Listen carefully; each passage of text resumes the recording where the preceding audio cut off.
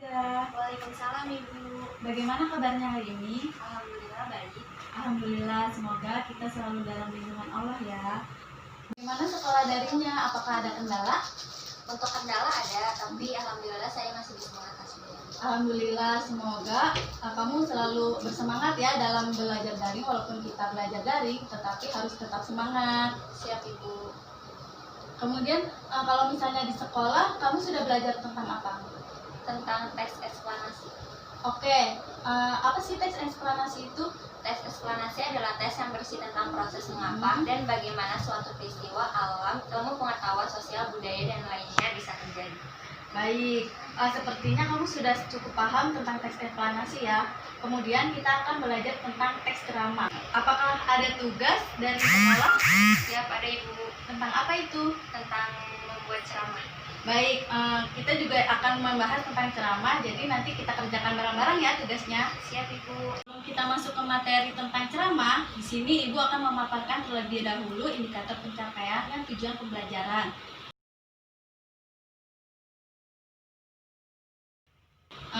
Adapun indikator pencapaiannya itu adalah mengidentifikasi unsur-unsur pada teks ceramah, kemudian mengidentifikasi kebahasaan pada teks ceramah, dan mengidentifikasi isi informasi dan teks ceramah. Seperti itu. Kemudian adapun tujuan pembelajaran di sini, Aziza, yang pertama itu adalah menganalisis unsur-unsur ceramah, kebahasaan, dan informasi yang terdapat dalam teks ceramah. Kemudian mengidentifikasi unsur-unsur ceramah, kebahasaan, dan isi informasi yang terdapat dalam teks ceramah. Menyusun kerangka teks ceramah sesuai dengan topik yang dipilih dengan memperhatikan kebahasaan dan isi. Seperti itu. Nah, di sini ada pengertian ceramah. Nah, sebelumnya kamu sudah pernah lihat ceramah kan? Siap sudah Ibu. Sudah tidak asing kan? Siap sudah. Biasanya kamu melihat ceramah di mana? Siap di TV. Ya, benar. Biasanya ceramah itu ada di TV atau biasanya di masjid ya, Ustadz sedang berceramah. Ceramah merupakan suatu kegiatan penyampaian pesan yang mempunyai tujuan untuk memberikan nasihat, petunjuk, maupun petuah kepada pendengar secara lisan. Pendengar bisa berarti siapa saja, masyarakat luas atau halayak. Jadi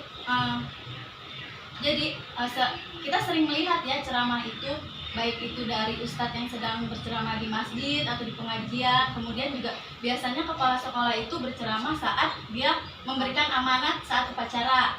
Nah, begitupun juga guru, biasanya dia melakukan metode ceramah dalam pengajarannya.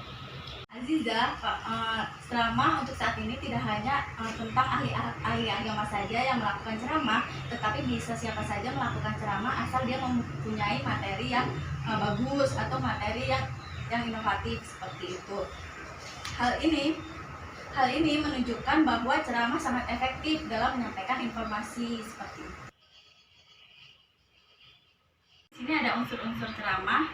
Ada 5 ya unsur ceramah. Yang pertama adalah orang yang melakukan kegiatan ceramah. Untuk menjadi seorang penceramah, kita harus memiliki ilmu yang mumpuni terhadap materi yang akan disampaikan. Jangan sampai materi yang kita sampaikan ini adalah hoax ya, atau tidak benar seperti itu. Kemudian ada pendengar. Pendengar adalah orang yang Iya, orang yang mendengar informasi tersebut dari penceramah. Kemudian ada materi ceramah. Materi ceramah adalah ajaran-ajaran atau nasihat yang ingin disampaikan kepada pendengar. Nah, materi ceramah ini biasanya disusun secara sistematis ya, seperti ada isi, pendahuluan, dan juga penutup seperti itu. Kemudian yang keempat adalah metode ceramah. Metode ceramah adalah cara-cara yang digunakan oleh penceramah untuk menyampaikan informasi. Nah, di sini ada 4. Kamu boleh mencatatnya.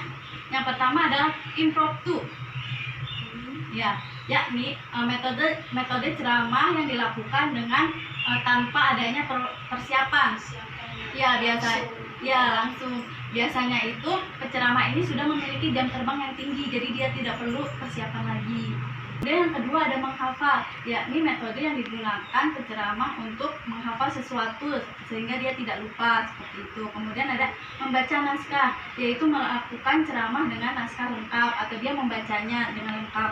Kemudian yang keempat ekstemporan, yakni metode ceramah yang menuliskan pokok-pokok pentingnya saja sebagai contoh pengingat atau catatan pengingat. Kemudian yang terakhir adalah media penyampaian, yaitu alat yang digunakan oleh penceramah untuk menyampaikan isi materi, bisa dari televisi, bisa juga dari radio ataupun internet seperti YouTube ataupun Instagram seperti itu. Sampai sini paham? Bagus. Kemudian di sini ada kaidah kebahasaan ya. Nah, yang pertama itu menggunakan kata ganti orang pertama tunggal dan kata ganti orang kedua jamak sebagai sapaan. Tahu ya orang ganti pertama apa?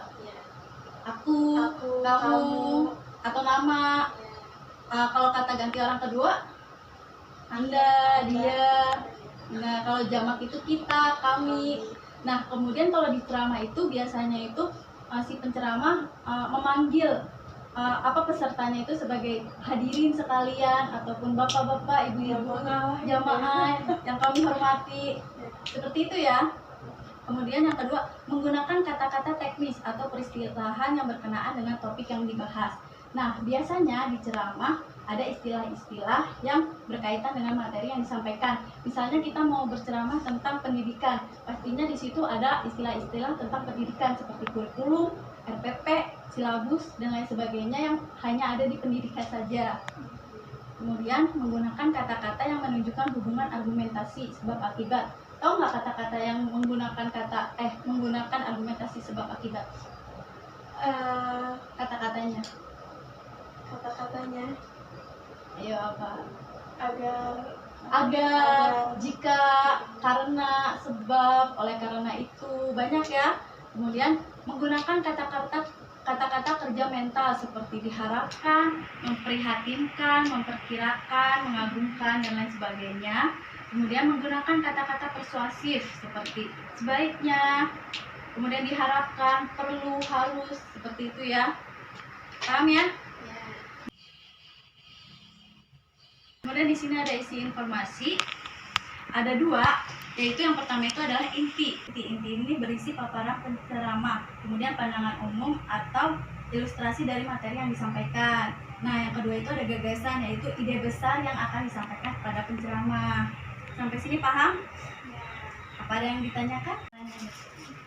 Gini sih Bu, saya kurang paham. Gimana sih cara nentuin antara pembuka, isi, sama penutupnya itu? Baik, pertanyaan yang bagus ya Resti. Jadi di sistematika ceramah itu memang ada 3. Yang pertama itu ada pendahuluan, isi, dan penutup. Nah, pendahuluan merupakan bagian awal sebuah teks. Misalnya ada salam pembuka, ucapan terima kasih, kemudian menggunakan atau memaparkan topik yang ingin disampaikan, seperti itu. Kemudian yang keisi itu adalah materi yang disampaikan. Dan yang terakhir itu ada penutup, yaitu kesimpulan dari materi yang disampaikan. Di situ tuh biasanya kesimpulan dari seluruh materi yang disampaikan, kemudian ada lontaran kata penutup dan juga salam penutup, seperti itu. Paham? Sekarang kita masuk ke penugasan yang ditugaskan oleh guru kamu ya. Kita akan membuat teks ceramah. Ayo, Ibu Bimbing. Yang berbahagia, bersyukur kepada Allah Subhanahu wa Ta'ala. Dan telah memberikan rahmat kepada kita semua untuk berkumpul di tempat yang berbahagia ini.